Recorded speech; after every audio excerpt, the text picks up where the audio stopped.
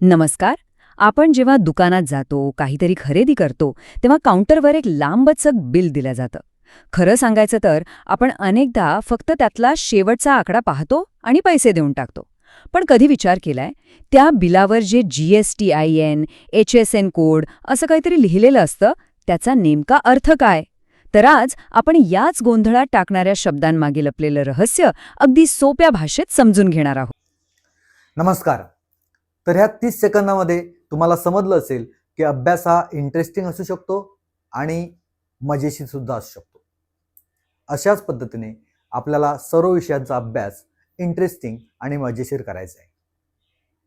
Video आवडला असेल तर लाईक करा आणि तुमच्या जास्तीत जास्त मित्रांपर्यंत शेअर करा. तसंच चॅनलला सबस्क्राईब करायला विसरू नका.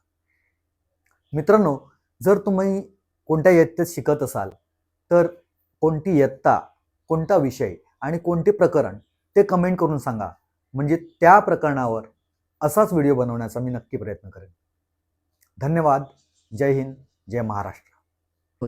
बिलावर कधी GSTIN, CGST किंवा HSN कोड असे शब्द दिसले आहेत का? नक्कीच दिसले असतील. पण हे आकडे आणि ही अक्षरं काय सांगतात याचा विचार कधी केलाय? अनेकदा या गोष्टींकडे आपलं दुर्लक्ष होतं.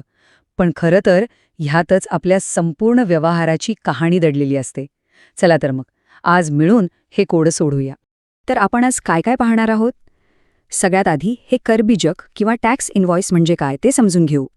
मग आपण व्यापाराची ओळख सांगणारा GSTI नंबर कसा ओळखायचा ते बघू. त्यानंतर CGST आणि SGST असे कराचे दोन भाग का असतात, वस्तूंचे कोड कशासाठी असतात, आणि सगळ्यात शेवटी आपण एक खरं बिल बघूया, म्हणजे सगळं अगदी स्पष्ट होईल. चला मग सुरुवात करूया आपल्या पहिल्या मुद्द्यापासून. बिलावरच्या कुठल्याही कोडचा अर्थ समजून घेण्याआधी तो ज्या कागदावर आहे म्हणजेच कारबीजक किंवा टॅक्स इनव्हॉइस ते स्वतः काय आहे हे समजून घेणं महत्त्वाचं आहे. अगदी सोप्या भाषेत सांगायचं तर करबीजक म्हणजे वस्तू किंवा सेवा विकल्यानंतर दिलेलं एक अधिकृत GST बिल. हे फक्त एक साधं बिल नाहीये, तर GST कायद्यानुसार प्रत्येक व्यवहाराचा हा एक बंधनकारक पुरावा आहे. म्हणजे एक प्रकारे हे बिल त्या खरेदी विक्रीच्या व्यवहाराला कायदेशीर मान्यता देतं. तर मग एका अधिकृत करबीजकावर काय काय माहिती असायलाच पाहिजे?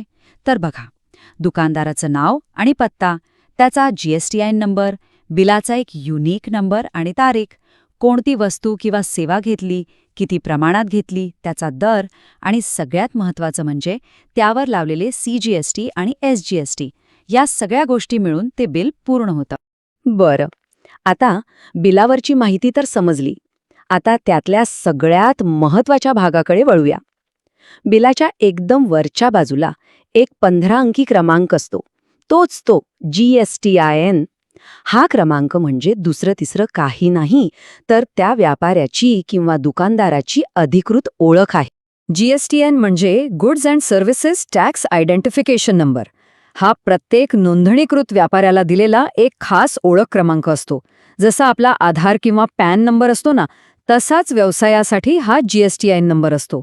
याला आपण त्या व्यापाऱ्याचं आर्थिक फिंगरप्रिंट सुद्धा म्हणू शकतो. आता प्रश्न पडतो की हा 15 अंकी नंबर बनतो कसा? हा काय असाच दिलेला नंबर नाहीये. याची खूप इंटरेस्टिंग रचना आहे. यातले पहिले 2 अंक हे राज्याचा कोड सांगतात. मधले 10 अंक त्या व्यापाऱ्याचा पॅन नंबर असतो आणि उरलेले शेवटचे 3 अंक हे नोंदणी आणि तपासणीसाठी राखीव असतात. उदाहरणार्थ इथे बघा, जर एखाद्या GSTIN क्रमांकाची सुरुवात 27 या आकड्यांनी होत असेल तर याचा सरळ अर्थ आहे की तो व्यापारी महाराष्ट्रात नोंदणी केलेला आहे. प्रत्येक राज्यासाठी असा एक वेगळा कोड आहे. म्हणजे पुढच्या वेळी बिलावरचे पहिले 2 आकडे पाहिले की लगेच कळेल की दुकानदार कुठला आहे. चला, व्यापाऱ्याची ओळख तर पटवली. आता बिलाच्या जरा मधल्या भागाकडे येऊया, जिथे कर लिहिलेला असतो. हे लक्षात आलं असेल की बिलावर फक्त GST असं लिहिलेलं नसतं, तर CGST आणि SGST असे 2 शब्द दिसतात. पण एकाच कराचे हे 2 भाग का? चला, हेही समजून घेऊ. यामागचं कारण खूप सोपं आहे. जेव्हा आपण आपल्याच राज्यात खरेदी करतो तेव्हा जो GST आपण भरतो तो केंद्र आणि राज्य सरकारमध्ये बरोबर अर्धा वाटला जातो. त्यातला अर्धा हिस्सा म्हणजे CGST थेट केंद्र सरकारकडे जातो आणि उरलेला अर्धा हिस्सा म्हणजे SGST आपल्या राज्य सरकारला मिळतो. थोडक्यात काय, तर एकाच कराचीही एक समान वाटणी आहे. आता बिलावरच्या आणखी एका कोडबद्दल बोलूया. प्रत्येक वस्तूच्या किंवा सेवेच्या नावापुढे एक कोड दिलेला असतो. त्याची काय गरज असते? अनेकदा हा प्रश्न पडतो की बिलावर HSN कोड म्हणजे काय? आणि हा प्रश्न खूप महत्त्वाचा आहे, कारण याच कोडमुळे संपूर्ण करप्रणाली एकदम सोपी आणि शिस्तबद्ध होते. HSN म्हणजे हार्मोनाइज सिस्टम ऑफ नॉमेनक्लेचर. आता हे नाव जरा जड वाटेल, पण याचा अर्थ खूप सोपा आहे.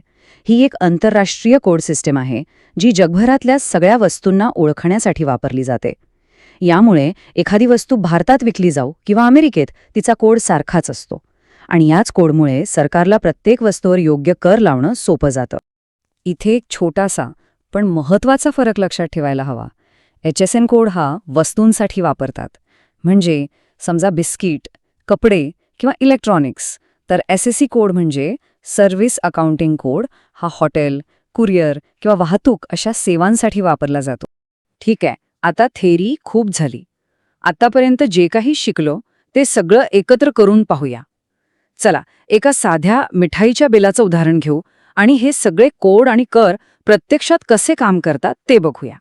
इथे बघा, समजा अर्धा किलो पेढे घेतले. त्याची करपात्र किंमत म्हणजे कराशिवायची मूळ किंमत आहे 200 रुपये. यावर समजा 5% GST आहे, तर या 200 रुपयांवर 2.5% CGST म्हणजे 5 रुपये आणि 2.5% SGST म्हणजे आणखी 5 रुपये लागतील. त्यामुळे पेढ्यांची एकूण किंमत किती झाली? 200 अधिक 5 अधिक 5 म्हणजेच 210 रुपये. ह्याचाच अर्थ या 200 रुपयांच्या खरेदीवर आपण एकूण 10 रुपये GST भरला. आता ह्यातले 5 रुपये गेले केंद्र सरकारला आणि 5 रुपये मिळाले राज्य सरकारला. आहे की नाही सोपं? अर्थात आपल्या उदाहरणात 5% दर होता, पण प्रत्येक वस्तूवर इतकाच कर नसतो हे लक्षात ठेवणं महत्त्वाचं आहे. GSTचे वेगवेगळे दर आहेत. दूध धान्यासारख्या जीवनावश्यक वस्तूंवर 0% कर आहे, तर काही वस्तूंवर 5, 12, 18% आणि अगदी चैनीच्या वस्तूंवर तर 28% कर लागतो. कोणती वस्तू किंवा सेवा घेतली जाते त्यावर हे सगळं अवलंबून असतं. तर आता हे स्पष्ट झालं असेल की हातातलं बिल हा फक्त एक साधा कागद नाही, तर आपल्या प्रत्येक व्यवहाराची संपूर्ण कहाणी सांगणारा एक महत्त्वाचा दस्तऐवज आहे. आता त्यावरील प्रत्येक आकड्याचा आणि शब्दाचा अर्थ आपल्याला माहीत झाला आहे. त्यामुळे पुढच्या वेळी खरेदी केल्यावर, बिल हातात आल्यावर त्याकडे पाहण्याचा दृष्टिकोन नक्कीच बदलेल, नाही का?